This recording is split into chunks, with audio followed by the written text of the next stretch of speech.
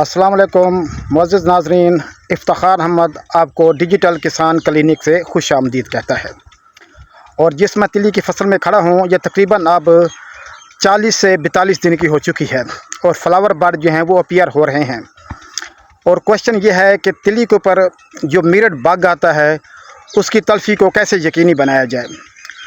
देखिए जी, सबसे पहले अभी जो 3 वैराइटीज़ हमारे यहाँ लगी हुई हैं हमारे इलाके में, एक TH06 है, TS3 है और TS5।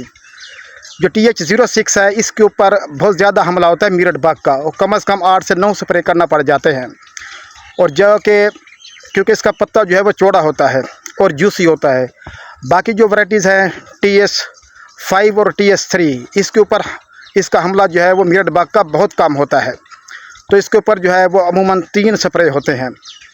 इसके ऊपर 2 स्प्रे हो चुके हैं सुंडी वाले, दोनों ही जो है वो इमामेक्टिन और लीफिरान के हुए थे 5 दिन के वक्फे से। और माशाल्लाह फसल जो है वो आप देख सकते हैं कि लश ग्रीन पड़ी है और जो है वो ग्रोथ ले रही है।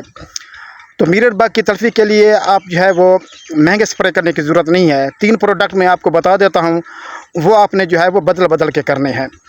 अगर मसला ज़्यादा ख़राब हो जाए तो फिर जो है वो आप महंगे स्प्रे की तरफ जाएं।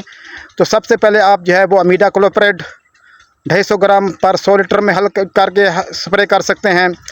और दूसरा जो है आप नेटन प्रेम, ठीक है, उसका स्प्रे कर सकते हैं। और इसके अलावा आप थायामेथाक्सम वो स्प्रे कर सकते हैं। अगर छोटी मोटी सुंडी हो तो उसके साथ आप बाइफेंथ्रिन 250 ml पर 100 लीटर वाटर हमें जो है हल करके आप जो है वो स्प्रे कर सकते हैं, तो आपको बेहतर कंट्रोल मिलेगा। अमूमन जो है ये जो 2 वैराइटीज़ हैं TS3 और TS5, इसके ऊपर इसका हमला कम होता है। तो बहुत शुक्रिया, अल्लाह हाफ़िज़, थैंक यू।